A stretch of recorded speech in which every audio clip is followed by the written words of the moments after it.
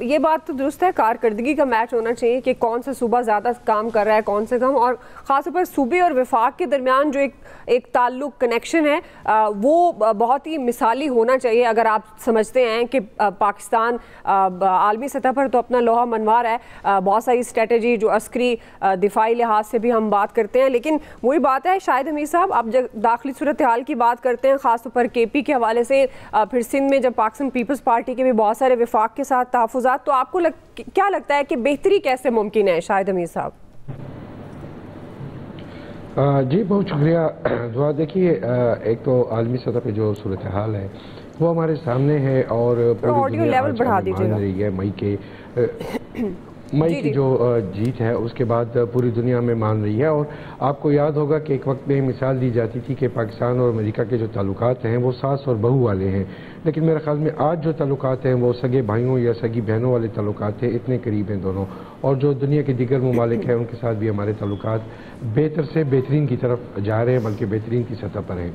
اب اگر آپ اندرونی معاملات کی بات کرتی ہیں جیسے کہ عامر صاحب نے کہا، دیکھیے ایک تو یہ ہے کہ جب سہیل آفریدی صاحب کو لایا گیا تو اس کا جو بنیادی مقصد تھا ایک وہ یہی تھا کہ جو قبائلی عوام ہیں، جو ضم اضلاع ہیں، وہاں کے جو لوگ ہیں، اب انہیں باہر نکالا جائے، کیونکہ علی امین صاحب جو جنوبی اضلاع ہیں وہ ان کا تعلق ڈی اے خان سے تھا، تو وہ جنوبی اضلاع پہ ان کا فوکس تھا، یا جو سینٹرل اضلاع ہیں یا ہزارہ سے، لیکن سہیل آفریدی صاحب کے ذریعے یہ چاہتے ہیں کہ جو ضم اضلاع کے لوگ ہیں، جو قبائلی عوام ہیں، انہیں باہر نکالا جائے اور انہیں بانی جو پی ٹی آئی ہیں ان کی رہائی کے لیے استعمال کیا جائے، یا اڈیالہ کی طرف مارچ کیا جائے یا اسلام آباد کی طرف مارچ کیا جائے۔ ایک تو یہ، دوسرا یہ ہے کہ جو کابینہ کی انہوں نے بات کہی، صورتحال یہ ہے کہ کل جو پارلیمانی پارٹی کا اجلاس ہوا پی ٹی آئی کا، اس میں جو الیکٹڈ ممبرز تھے جو اسمبلی میں موجود ہیں 91-92 کی تعداد میں، ان میں سے اکثر نے یہ بات یہ نقطہ اٹھایا اور یہ موقف اپنایا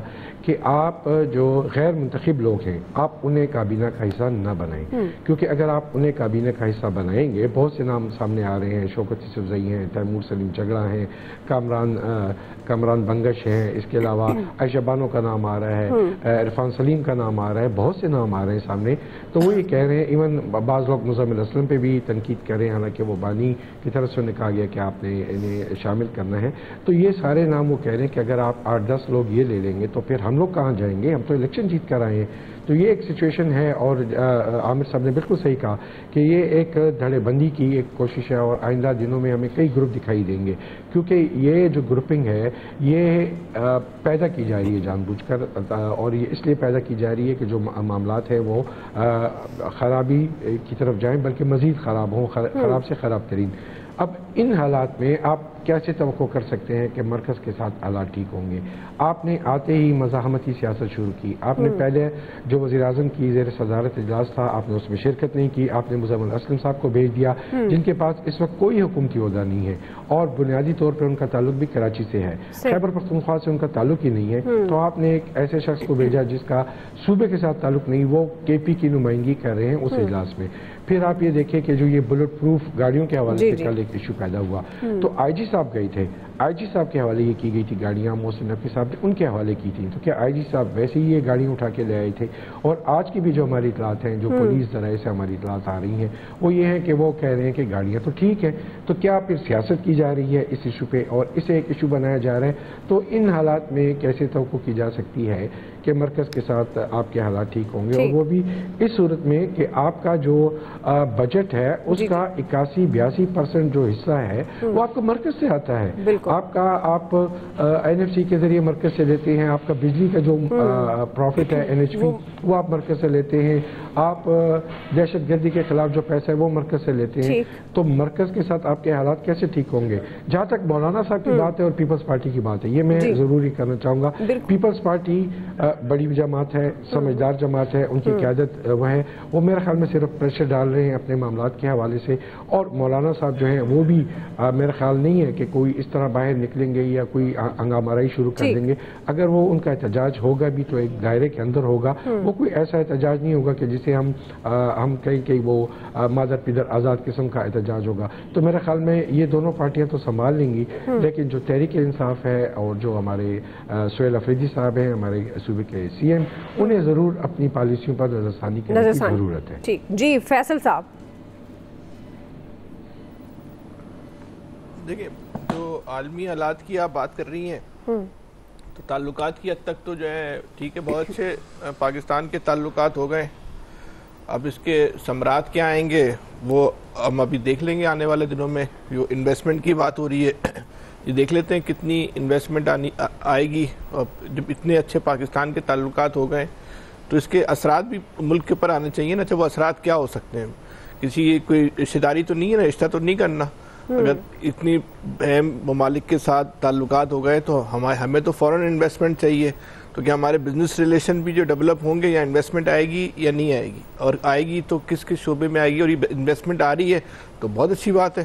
اس کو تو ہر لحاظ سے اپریشیٹ کرنا چاہیے. ایسا نہ ہو کہ کوئی بندہ آئے یا یہاں پہ ایم اے یو سائن کرتا ہے, چلا جاتا ہے کہ اربوں ڈالر کی انویسٹمنٹ آئے گی, پھر پتہ نہیں چلتا وہ کہاں چلا گیا, پھر پلٹ کر جو ہے وہ واپس ہی نہیں آتا. اور ان تعلقات میں ہمیں یہ بھی دیکھنا ہوگا کہ ہم کہیں جذباتی ہو کر جو ہیں وہ اپنے دیرینہ دوستوں کے ساتھ جو ہیں, کسی نئے دوست کو جس کا ہمیں یہ بھی نہیں پتا کہ وہ ہم سے کتنا مخلص ہے, کتنا وفادار ہے, اپنے دیرینہ اور اپنے آزمائے ہوئے دوستوں کو جو ہیں وہاں ان کو ناراض نہ کر بیٹھیں.